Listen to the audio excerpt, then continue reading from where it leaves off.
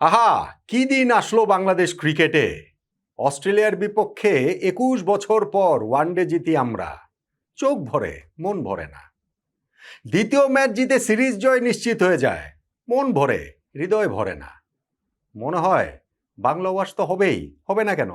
এই অস্ট্রেলিয়ার বিপক্ষে তৃতীয় ওয়ানডে ম্যাচ বাংলাদেশ কেন জিতবে না?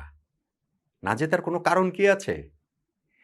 আমাদের ক্যাপ্টেন মেহেদী হাসান মিরাজ, তার এই ম্যাচ খেলাটা অনিশ্চয়তার মধ্যে থাকুক। মিরাজ নাই খেলতে পারেন, কিন্তু প্রথম দুইটা ম্যাচে বাংলাদেশ যেই ক্রিকেটটা খেলেছে তাতে করে মনে হচ্ছে যে অস্ট্রেলিয়ানদের বোধহয় বাংলাদেশের কাছ থেকে বাঁচার কোনো উপায় নেই। একমাত্র বৃষ্টি যদি বাঁচাতে পারে অস্ট্রেলিয়াকে। মানে এই কথাগুলো যখন বলি তখন আসলে গর্ব লাগে, এইটা একটা অহংকার লাগে। মানে আমি পজিটিভ সেন্সেই বলছি যে অস্ট্রেলিয়া, অস্ট্রেলিয়ান ক্রিকেট, মাইটি অস্ট্রেলিয়া। সারা জীবন তাদের কাছে বাংলাদেশ তো হেরেই এসেছে। আমরা ওয়ানডে ফরম্যাটে কথা বললে সেই ২০০৫ সালে মোহাম্মদ আশরাফুলের সেঞ্চুরির সেই ম্যাচ, আফতাব আহমেদের ছক্কার সেই ম্যাচ, সেটা তো অঘটন ছিল। অবশ্যই সেটা অঘটন ছিল। বাংলাদেশ ক্রিকেট রূপকথার অংশ কিন্তু অঘটন ছিল। তারপরে ধরেন আমরা তাদের বিপক্ষে টেস্ট জিতেছি কিন্তু মিরপুরের ধানক্ষেতের উইকেটে। তাদের বিপক্ষে আমরা টি-20 সিরিজ জিতেছি ৪-১ ব্যবধানে জিতেছি ধানক্ষেতের উইকেটে। আমাদের কাছ থেকে ৪-১ ব্যবধানে সিরিজ হেরে গিয়ে অস্ট্রেলিয়া টি-20 ওয়ার্ল্ড কাপে তারা চ্যাম্পিয়ন হয়ে গিয়েছে। কিন্তু এইবার ওরকম কোনো কিছু বলার কি সুযোগ আছে?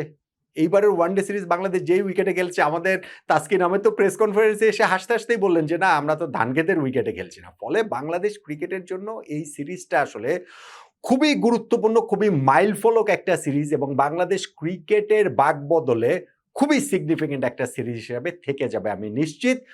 সেটা আরো বেশি করে থেকে যাবে যদি সিরিজের লাস্ট ম্যাচটাও বাংলাদেশ জিততে পারি আমরা। যদি আমরা ৩-০ ব্যবধানে অস্ট্রেলিয়ার বিপক্ষে জিততে পারি।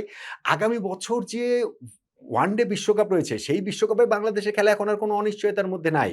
২০২৭ সালের ৩১শে মার্চের মধ্যে আইসিসি ওয়ানডে র‍্যাংকিংয়ে ৯ নম্বরের মধ্যে থাকতে হবে। বাংলাদেশ ৯ নম্বরে তো আছেই বটেই, ৮ নম্বরে থাকা ইংল্যান্ডের সঙ্গে রেটিং পয়েন্টের ব্যবধানটা আমরা ১ এ নামিয়ে এনেছি এবং ১০ নম্বরে থাকা ওয়েস্ট ইন্ডিজের সঙ্গে রেটিং পয়েন্টের ব্যবধান ১৫ তে নিয়ে গিয়েছি। ফলে আজকের এই ম্যাচটা অস্ট্রেলিয়ার সঙ্গে যদি আমরা জিতি, এই লাস্ট ওয়ানডে ম্যাচটা, আমার তো হিসাব নিকাশ বলছে, মানে আমি দেখি নাই আরকি, ইন্টারনেটে দেখি নাই। কিন্তু আমার তো হিসাব বলছে যে অস্ট্রেলিয়ার তাহলে সেক্ষেত্রে আমরা এই ম্যাচটা জিততে পারলে র‍্যাংকিংয়েও আমরা ৮ নম্বরে উঠে যাব। ইংল্যান্ডকেও পেছনে ফেলে দিব। ফলে বাংলাদেশ ক্রিকেটটা এই ওয়ানডে ফরম্যাটটা যেটা আমাদের স্ট্রংগেস্ট ফরম্যাট, যেটা নিয়ে আবার আমরা মাঝখানে কিছুটা সময় ভীষণ রকম স্ট্রাগল করছিলাম। আমরা ১৪ টা ম্যাচের মধ্যে ১২ টা ওয়ানডে ম্যাচ যে হেরেছিলাম, তারপরে গিয়ে আমরা এই যে এখন ১১ টা ওয়ানডের মধ্যে ৮ টা ওয়ানডে যে জিতলাম, টানা ৪ টা সিরিজ আমরা জিতলাম। আমরা ওইখানটাতে ওয়েস্ট ইন্ডিজের বিপক্ষে, পাকিস্তানের বিপক্ষে, নিউজিল্যান্ডের বিপক্ষে, অস্ট্রেলিয়ার বিপক্ষে সিরিজ জিতেছি এবং আমি আগে একটা ভিডিওতে বলেছিলাম যে ২০১৫ তে বাংলাদেশ ক্রিকেটে যে উত্থানের ফার্স্ট ওয়েভটা আক্ষরিক অর্থেই ওয়ার্ল্ড ক্রিকেটে, যদি আপনি একটা ধরেন যে ধারাবাহিকতার সঙ্গে ওই ওয়ার্ল্ড কাপের কোয়ার্টার ফাইনালে ওঠা, তারপরে পাকিস্তান, ভারত, সাউথ আফ্রিকার সঙ্গে সিরিজ জেতা, ঐরকম একটা প্রতিচ্ছবিকে আমরা এই বর্তমান দলটার মধ্যে দেখতে পাচ্ছি না এবং সেইটা আরো বেশি করে এস্টাবলিশ হবে যদি আমরা এই অস্ট্রেলিয়ার বিপক্ষে লাস্ট ম্যাচটা জিততে পারি। একাদশে এই ম্যাচে পরিবর্তন, এমনিতে টস নিয়ে আমাদের খুব একটা কোনো মাথা ব্যথা নেই। কেননা ২ ম্যাচে অস্ট্রেলিয়াই টসে জিতেছে। ১ ম্যাচে তারা আগে বোলিং দিয়েছে, আরেক ম্যাচে তারা আগে ব্যাটিং দিয়েছে। বাংলাদেশের তাতে কোনো কিছুতেই কিছু যায় আসে না। ফলে এখানে উইকেটের অ্যাডভান্টেজ বলেন, টসের অ্যাডভান্টেজ বলেন, ওগুলা কোনো ইস্যু নেই। ইস্যু যেটা সেটা হচ্ছে গিয়ে 11 এবং সেইখানটাতে আমাদের ক্যাপ্টেন মেহেদী হাসান মিরাজ খেলতে পারবেন কি পারবেন না, এটা একটা বিগ ইস্যু। নিঃসন্দেহে বিগ ইস্যু।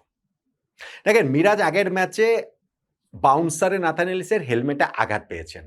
কিন্তু তিনি ক্রিজ ছেড়ে বেরিয়ে যাননি। আমি ওই ভিডিওতেও বলেছিলাম যে এইসব ঘটনায় আসলে একজন ক্যাপ্টেন তৈরি করে দেয়।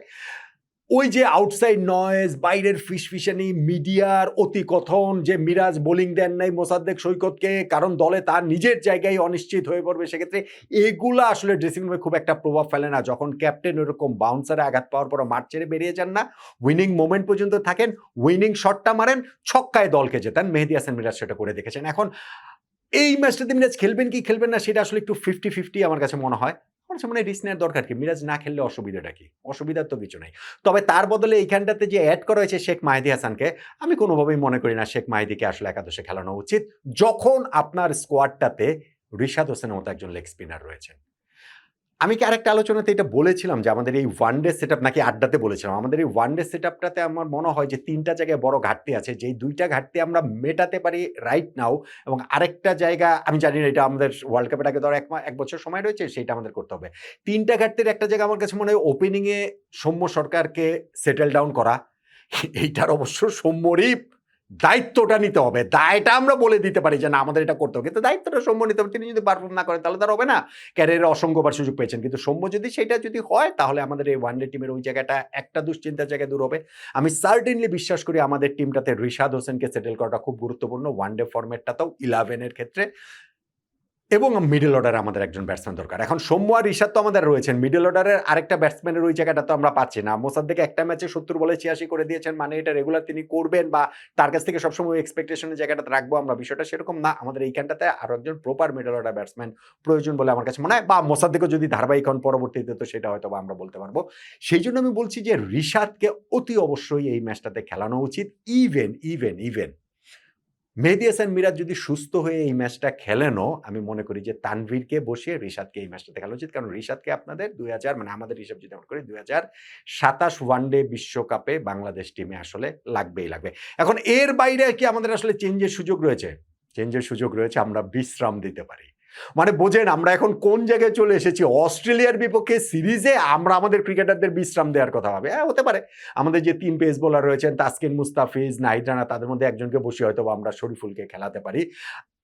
আমি কিন্তু মনে করি যে ভাই কোনো ওই যে ওয়ার্কলোড ম্যানেজমেন্ট বলেন কিংবা ধরেন হচ্ছে গিয়ে যে না আমাদের এখানে পরবর্তীতে আমরা জিম্বাবুয়ে টোরে যাবো, আমাদের টি-20 সিরিজ রয়েছে, অস্ট্রেলিয়ার বিপক্ষে আমরা কাদের খেলাবো না, এগুলো ভাই পরে। এগুলো ভাই আমরা রাখি। লং টার্ম চিন্তা ভাবনাও আমরা করতে পারবো। অস্ট্রেলিয়ানদের ভাই এইভাবে বাগে পেয়েছি। ২১ বছর পর ওয়ানডে হারিয়েছি। প্রথমবারের মতো তাদের বিপক্ষে সিরিজ জিতেছি। বাংলা ওয়াশের এই সুযোগ হাতছাড়া করার কোনো মানে আসলে হয় না। হ্যাঁ, মাঠের ক্রিকেটে খেলে যদি আমরা না পারি, অস্ট্রেলিয়ার মতো কামব্যাক করলো সেটা ঠিক আছে। কিন্তু অস্ট্রেলিয়ানদের বিপক্ষে এই যে প্লেয়ার রেস্ট দিয়ে কিংবা ধরেন 50-50 প্লেয়ার খেলালাম না, এগুলা করার কোনো মানে আমি দেখি না। আমি মনে করি যে বাংলাদেশের সর্বশক্তি নিয়েই ঝাঁপানো উচিত এবং আমি বিশ্বাস করি বাংলাদেশ এই ম্যাচটাতেও অস্ট্রেলিয়ার বিপক্ষে জিতবে। অস্ট্রেলিয়ার বিপক্ষে আমরা এই বাংলা ওয়াশের অর্জনেই ভেসে যাব এবং তখনও আমাদের মনে হবে, এখনো যেটা মনে হচ্ছে যে যা আমরা দেখছি বাংলাদেশ অস্ট্রেলিয়া সিরিজটাতে, এটা কি আসলে সত্য নাকি মধ্য দুপুরের মায়াবী বিভ্রম?